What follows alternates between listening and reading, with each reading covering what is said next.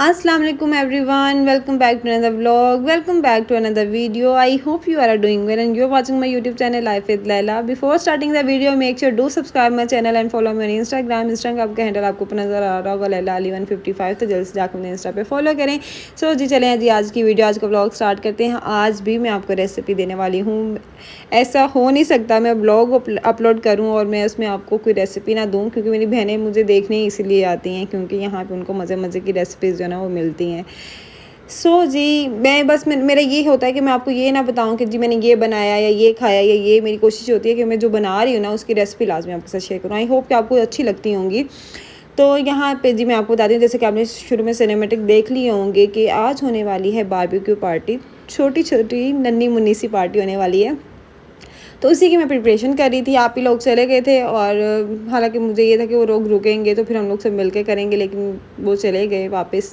उनको घर जाना था क्योंकि बच्चों की छुट्टियां ख़त्म होने वाली हैं और आप ही को ये था कि बच्चे जाके अपनी स्टडी को ना कंटिन्यू करें। तो जी पहले चलते हैं अपनी रेसिपी की तरफ। मैंने गोश्त जो है काट के रख दिया, तकरीबन मैंने 1 kg गोश्त लिया था बीफ का। और अब मैं इसके यहाँ पे मैरिनेशन बनाने वाली हूँ, और मैरिनेशन में मैंने डाल दिया है दही तकरीबन 3 से 4 टेबल स्पून, और उसमें मैंने चिकन तंदूरी मसाला ऐड किया। मुझे टिक्के की बजाय ना तंदूरी मसाले का टेस्ट बहुत अच्छा लगता है, तो इसलिए मैं तंदूरी मसाला डाल दिया। साथ में मैंने इसमें कचरी पाउडर डाला है 2 टेबल स्पून, लहसुन अदरक का पेस्ट डाला है 1 टेबल स्पून, लाल मिर्च का पाउडर डाला है मैंने 2 टेबल स्पून, नमक मैंने इसमें डाला है हाफ़ टी स्पून।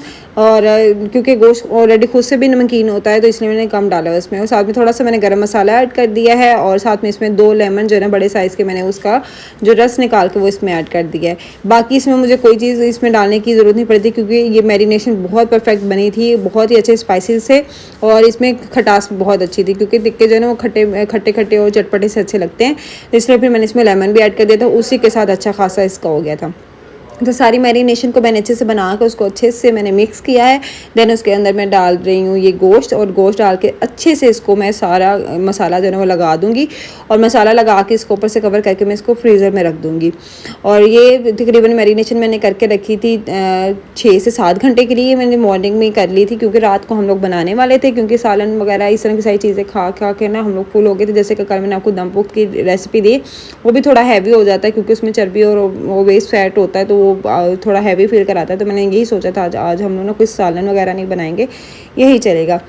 तो जी अब चलते हैं कीमे की तरफ। ऐसे कैसे हो सकता है आप टिक्के लगाएं और आप सीख कबाब नहीं लगाएं, तो उसकी रेसिपी मैं आपको देती चलूँ। मैंने यहाँ पे कीमा ऑलरेडी करवा लिया था, लेकिन फिर भी मैंने उसको चॉपर में डाला है क्योंकि सीख कबाब जितना स्मूथ कीमा होता है ना उतने अच्छे से ना उनकी बाइंडिंग हो जाती है। क्योंकि हमारे घर में बेसन या चने का आटा कुछ भी इस तरह से सीख कबाब में नहीं डाला जाता क्योंकि हमें उसका टेस्ट ही नहीं अच्छा लगता।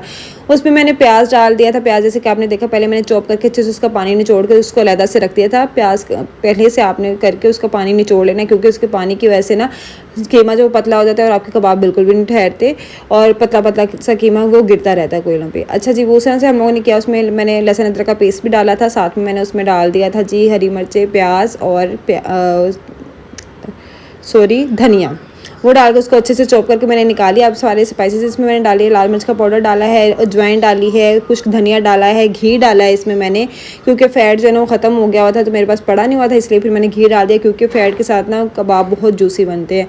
और साथ में नमक और साथ में थोड़ी सी काली मिर्च और गर्म मसाला डाल के ना मैंने इसको अच्छे से बना के रख दिया था फ्रीज़र में। और वो भी मैंने क्योंकि जितना कीमा भी मैरिनेट होता है ना उतना ही अच्छा उसका टेस्ट होता है, तो मैंने कीमा भी 5-6 घंटे के लिए ना छोड़ दिया था। और अब मैंने ये सारी चीज़ें निकाली हैं। ये शाम का टाइम था और तब मैं अब सारी चीज़ें जो है ना लगा दूँगी सीखों में, ताकि जब हम बनाने बैठते हैं ना तो ईजी हो जाता है, नहीं तो साथ साथ आपको लगाना पड़ रहा था। तो इसलिए मैंने सारी सीखें जो है ना यहाँ पे मेरी कोशिश ये थी मैं तैयार करके रख दूँ। जितनी भी सीखें मेरे पास थी ना वो सारी की सारी मैंने तैयार कर ली थी। कुछ मैंने बोटियाँ लगा दी थी और कुछ के ऊपर मैंने ना इस तरह से कबाब लगा दिए ताकि मिक्स चीज़ें बने और साथ साथ गर्म गर्म हम लोग खाते रहे, बहुत मज़ा आया। और हम लोगों ने इंजॉय बहुत किया। मुझे ना ये जो बनी थी ना बोटियाँ इसकी बीफ की बड़ी मज़े की थी। इसकी मैरिनेशन ही बड़ी मज़े की हुई थी। हालांकि मैंने ऐसे सोचा नहीं था कि इतना मज़े का बन जाएगा, लेकिन बहुत अच्छा बन गया था। इसलिए फिर मैंने आपको ना प्रॉपर रेसिपी भी दी है इसकी कि आप अगर मैरिनेट करके या बनाना चाहें तो इसको बना सकते हैं। कचरे पाउडर मैंने इसलिए डाला था कि उसके ना वो बीफ जो है ना वो टेंडर ज़रा जल्दी हो जाएगा। अगर आपके पास कच्चा पपीता है तो आप वो भी लगा सकते हैं, मेरे पास था नहीं इसलिए मैंने कचरी पाउडर मंगा के लगा दिया ताकि थोड़ा सा हो जाए। लेकिन अगर आप मैं इसको ओवरनाइट के लिए छोड़ती तो ये ज़रा और अच्छे से कुक होते। सो जी यहाँ पे अब मैं और भाई और हमजा मिलके लगे हुए थे कोयले सेट करने। अच्छा ये अंगीठी हमारी जो है ना वो कोयले वाली, ये छोटी वाली है, ये किचन की थी मेरी और इसके तकरीबन 2-3 साल हो गए मैंने किचन के लिए रखी हुई थी। अगर मुझे रेसिपीज़ रिकॉर्ड करनी होती थी या छोटा मोटा मुझे बनाना होता है ना, कोई टिक्का पीस या ऐसे कुछ भी, या मेहमान आए हों, थोड़ी बहुत मुझे बारबेक्यू करनी होती तो मैं इसी पे कर रही होती थी। लेकिन ये काफ़ी टाइम से मैंने यूज़ नहीं की तो आज मैंने निकाला, इसी पे करते हैं। लेकिन वो बहुत छोटी थी क्योंकि सामान ज़्यादा था तो हमें काफ़ी सारा टाइम लग गया इसको बनाने में। तो फिर बीच में मैंने कहा सोचा कि साथ में ना थोड़ी सी चपली कबाब भी बना लेते हैं, कीमा तो सेम ही चलेगा। तो फिर मैंने उसमें से ना कुछ निकाल के कीमा उसके चपली कबाब बना लिए थे। भाई और हमजा बाहर बैठ के ना बारबेक्यू कर रहे थे और मैं साथ में ये बनाई थी ताकि जैसे ही गरम गरम बन के आए ना तो सब लोग बैठ के ना फिर हम लोग खाना एंजॉय करें। चपली कबाब के लिए इसमें ये कि अगर आप अनारदाना डालना चाहें तो वो बहुत मज़े का लगता है, उसके साथ थोड़ा सा फ्लेवर ज़रा चेंज हो जाता है। और अगर नहीं तो फिर आप इसी मैरिनेशन कीमे के साथ जो चपली कबाब भी बना सकते हैं। अच्छा हमारे घर में क्या है, मैं ख़ुद भी जितना मर्ज़ी मैं ज़ोर लगा के ना वो बना लूँ ना, अपनी मतलब अपनी पूरी एफर्ट डाल के मैंने कबाब बनाए हैं ना जी, इसमें मैंने ये डाला वो डाला, वो वाला टेस्ट आता ही नहीं है जो अम्मा के हाथ के चपली कबाब में। हमारे घर में चपली कबाब किसी को भी खाने हैं तो उसको सिर्फ अम्मा के हाथ के खाने हैं, अदरवाइज़ वो नहीं खाते। आज तो चलो उनकी मजबूरी थी क्योंकि मैं खाना बना रही थी तो उन्होंने मेरे हाथ के कबाब खा लिए। लेकिन खाते हुए मैं खुद भी यही बात कर रही थी, जो टेस्ट अम्मा के कबाब में, अम्मा के हाथ के कबाब में आता है ना, वो इसमें नहीं आ रहा, वाकई वो नहीं आ रहा था।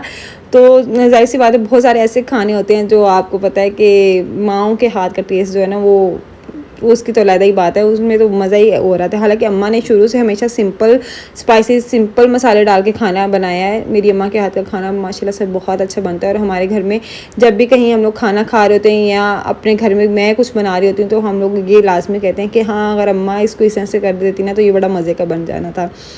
और मेरे हाथ में अम्मा बहुत कम डिशेस ऐसी हैं जो मैं बनाऊं तो टेस्ट अम्मा के हाथ का आता है, अदरवाइज़ नहीं आता। हाँ जो आलू गोश्त में बनाती हूँ उसमें बिल्कुल ऐसा लगता है जैसे कि अम्मा का हाथ का ही बना हुआ है। क्योंकि मैं आप ही की तरफ लास्ट टाइम जब गई थी ना तो आप भी मुझे कही थी कि ना तुम्हारे टेस्ट जो है ना आलू गोश्त का वो आ जाता है, थोड़ा बहुत अम्मा का टच आता है तो तुम मुझे वो बना के खिलाओ। तो मैंने उनको खिलाया भी था।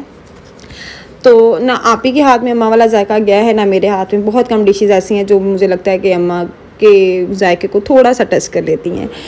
तो बस ये थी बातें जो मैंने आपके साथ कर ली और खाना शाना बन गया था, सब खा रहे थे। और यहाँ पे प्लेट जी मैंने सिर्फ 2 बाइट नान की ली थी, अदरवाइज़ मैंने कुछ भी नहीं, मैंने इसी तरह से सारा बारबेक्यू वगैरह खा लिया था। साथ में चटनी बना ली थी जो कि बहुत ही मज़े की बनी थी। साथ में मैंने थोड़ी सी केचप ले ली थी। और आप देख रहे होंगे कबाब बहुत ज़्यादा जूसी बने हैं क्योंकि इसमें मैंने ऑयल डाल दिया था, घी डाल दिया था थोड़ा सा, उसकी वजह से भी जूसी बने। अगर इसमें मैं फ़ैट डाला होता ना तो ये मज़ीद बहुत अच्छे बने थे। तो जी खाना खाने के बाद फिर बारी आ जाती है मेरे कहवे की और इसके बगैर मैं बिल्कुल भी सो नहीं सकती और ना ही मैं सुबह उठ सकती हूँ, ये लाजमी होता है।